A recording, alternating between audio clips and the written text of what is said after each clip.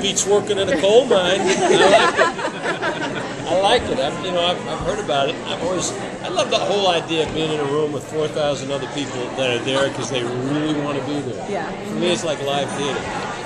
And and it's important. I was talking to Matt. Maybe he said, or Matt Corman, one of our creators.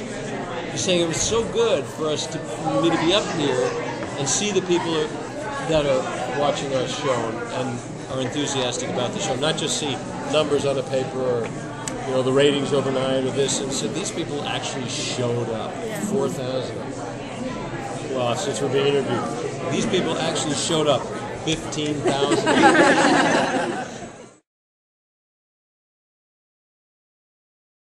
Yeah, Joan's in a position that very few women have been in the history of the CIA, and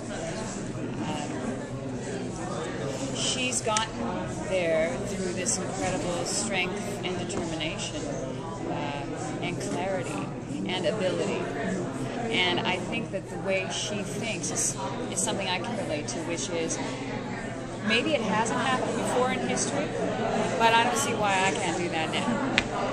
Which is, I think, something that, because we have so recently, as women, broken out of the mold of having to only be a mother, only be at home. I mean, it's a very recent shift in history. So there's still a front line of women moving forward who's forging new worlds. There's only something like 17 of people women and men, the balance of women and men in charge is something like, there's only 17% of women who are actually the heads of organizations, CEOs, and stuff like that. So we haven't reached an equality yet. So I think playing a woman who is strong, who is one of the heads of the CIA, which is a very male-dominant organization, helps plant the seeds for people to think that they can do that too, in whatever arena their arena might be. Because there just hasn't been a lot of strong female characters in pop culture and in television, and I think it helps expand the world's imagination. I'm very against violence, really massive violence in film and TV, because I actually think it affects people's consciousnesses. So on the other side of that, having a strong female character out there, planting the seeds is an honor.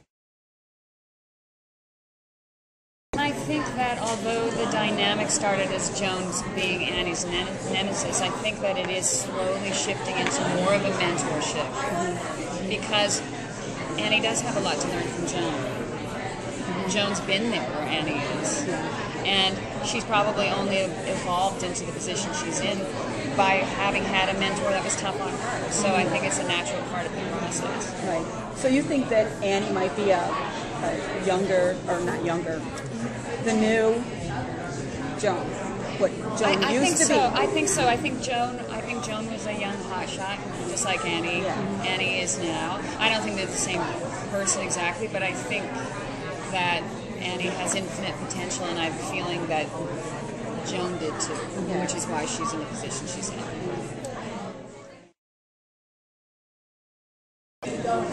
I love the episode that's going to be airing this Tuesday. I get to go out in the field, and I'm wearing a tank top and a pair of pants and a pair of boots, and I kick some ass. Yeah, it's a nice creation. Well, it's hard to say because we really only know what's happening in the next episode. I suspect that the two of us, you will discover that their relationship is more authentic than maybe you suspected. That they really were in love and are in love, and hopefully, we can sort of discover that intersection of love and work in this extraordinary CIA circumstance, and it can, and it'll just hopefully give the audience a little something extra to hang on to. I know that when people come talk to me unsolicited on the street about the show, they always speak about our marriage and that we're working together. And man, that's awesome. That's awesome. That must be crazy. Like, I love that. You too. She's so strong. You're this, blah blah. And just the fact that people feel compelled to remark and say something, it suggests that there's something there that people are responding to. And my character wasn't necessarily going to last past a few episodes from last season, so I'm thrilled to death that I'm not dead. And I think, and I don't think the writers are unhappy about that. So I think we're going to deepen, we're going to discover more about Joan. We're going to discover more about Arthur's backstory. I'm starting next week. I'm more involved. I'm doing some things. I get a little exercise, and actually stand up from the desk twice now. Wow. And boy, did that wear me out. Now I'm sitting down now. Because I know what's going to happen. I'm going to go back to work. I'm going to sit at the desk. I'm going to have to get up.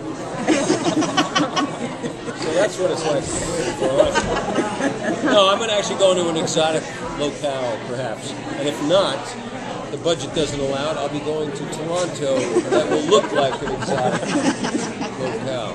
I will discover a little bit about Arthur's backstory. Yeah, you're going somewhere very exciting. It's possible. I don't want to hold my breath because I know it's going to... You know what? We can send Piper, but put Gallagher at a cafe table on Bloor Street.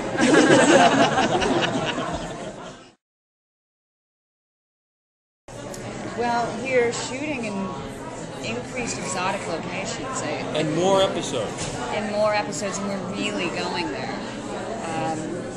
So the visuals and the visuals are just very, very rich when you get to do those things. And, you know, film is a visual media, so it creates such an interesting element and depth. Yeah, you know, it's great. I'm sure, like, we're going to South America soon, I think, to shoot something. I don't know, Buenos Aires, or I forget where. But it's just what Kari was saying. It's so exciting to be telling a story, especially now where the CIA is kind of in the news, and where we have the facility, we have the forward-thinking executive producers, Dave and Doug. They say, okay, Doug is like, you know, he shot in Baghdad for fair game. He had with his Canon 5D. So, well, let's go there. And we're not sort of weighed down by, and also being with USA, which is a very lean, forward-thinking network. And what I feel is happening is that we have a really extraordinary group of people that are really nice people and that have been around the block and have dealt with enough assholes in their life to realize that they don't want to do that.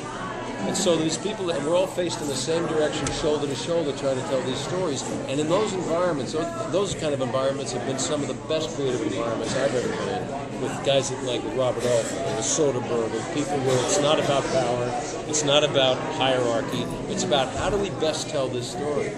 And so we're discovering sort of the engines of this story as we go along. My character was supposed to be gone last year, you know, and yet people are responding to a little something here, you know, and Arthur loves Joan's power. You know, he supports Joan's power. He's you know, he's not, anybody who's not easily intimidated is not intimidated. You know, you're powerful, you're smart, great. You know, and yeah, he's a very cool male character that way, actually. Yeah. So it's you know, I guess what I'm saying, I think the possibilities are rich, and Matt and Chris are really committed to telling the stories responsibly and allowing us to behave as people would in those circumstances, and not as ciphers or avatars. And there's lots of cool action, and you know, layers of the characters are coming off more and more, so we're getting to learn more and more about each of the characters. Yeah, we get to go out and dust it up a little bit.